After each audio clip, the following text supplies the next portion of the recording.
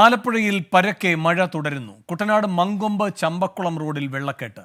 പോരൂക്കര സ്കൂളിന് മുന്നിലാണ് വെള്ളക്കെട്ട്. മനീഷ് മഹിബാൽ ചേരുന്നു കൂടുതൽ വിവരങ്ങളുമായി ആലപ്പുഴയിൽ നിന്ന്. മനീഷ്, എന്തൊക്കെയാണ് വിശദാംശങ്ങൾ?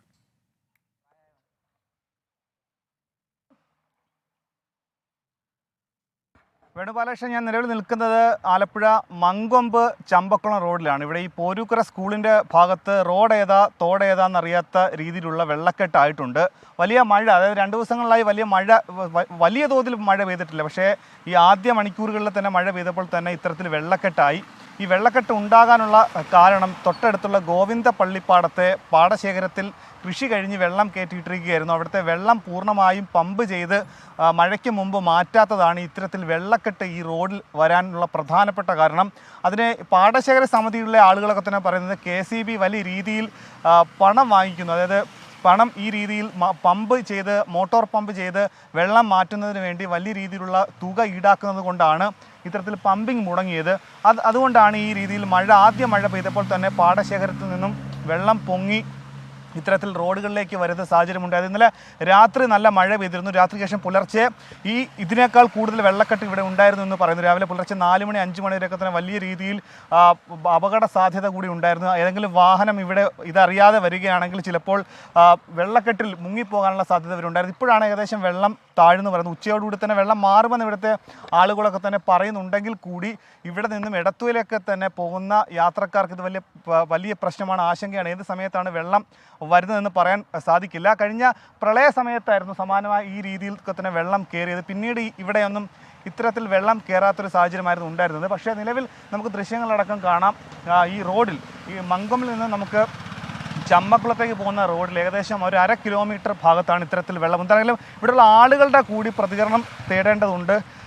ഈ വെള്ളക്കെട്ടായതുകൊണ്ട് തന്നെ വാഹനങ്ങളൊക്കെ തന്നെ ചില വാഹനങ്ങൾ മാത്രമേ കടന്നു പോകുന്നുള്ളൂ. ആളുകളൊക്കെ തന്നെ വലിയ ബുദ്ധിമുട്ടിയാണ് റോഡിലൂടെ നടക്കുന്നത്. ഈ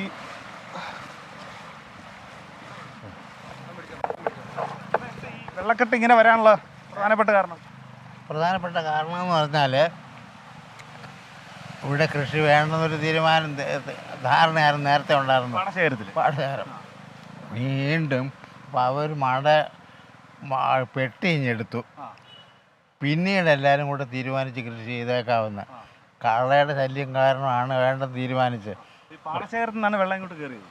പാടശേഖരത്തിന് മാത്രമാണ് അവിടെ ഒരു മടത്ത് ആ ഭാഗത്താണ് പെട്ടി മടയുള്ളത്. ആ മട മുറിക്കാതെ വെട്ടിയെടുക്കാനൊക്കത്തില്ല. അപ്പോൾ അതിലൂടെ കയറിയ വെള്ളമാണ് കൂടുതലും. പിന്നീടാണ് മഴയുണ്ടായത്. മഴയൊന്നും ആരും പ്രതീക്ഷിക്കുന്നതല്ലല്ലോ, ആരുടെയും കുറ്റമൊന്നും അല്ലത്. ഇപ്പോൾ യാദൃശ്ചികമാണ്, സംഭവിച്ചു പോയി. അതൊക്കെ ഞങ്ങൾ വെള്ളക്കെട്ട് ഉടനെ മാറും. സാധാരണ ഇങ്ങനെ നാളെ മോട്ടോർ ഓടിക്കുന്നതാണ് എൻ്റെ അറിവ്. നാളെ ഇപ്പോൾ എല്ലാം റെഡിയാക്കിയിട്ടുണ്ട്. ആ ഭാഗത്താണ് മോട്ടോർ പെട്ടിയെല്ലാം അവിടെ. അതൊരു സ്കൂളാണല്ലേ? അത് പോരൂക്കര സെൻട്രൽ സ്കൂളെന്ന് പറയും. വേണുപാലകൃഷ്ണൻ, അത് പോരൂക്കര UP സ്കൂളാണത്. അപ്പോൾ നിലവിൽ വെക്കേഷൻ ആയതുകൊണ്ട് തന്നെ സെൻട്രൽ സ്കൂളാണത്. അപ്പോൾ അവിടെ നിലവിൽ ഈ വെക്കേഷൻ ആയതുകൊണ്ട് തന്നെ വിദ്യാർത്ഥികളില്ലാത്തതുകൊണ്ട് വലിയ പ്രശ്നങ്ങളില്ല. ആ സ്കൂളിനകത്തൊക്കെ തന്നെ ഈ വെള്ളം കയറിയിട്ടുണ്ട്, ജലം കയറിയിട്ടുണ്ട്.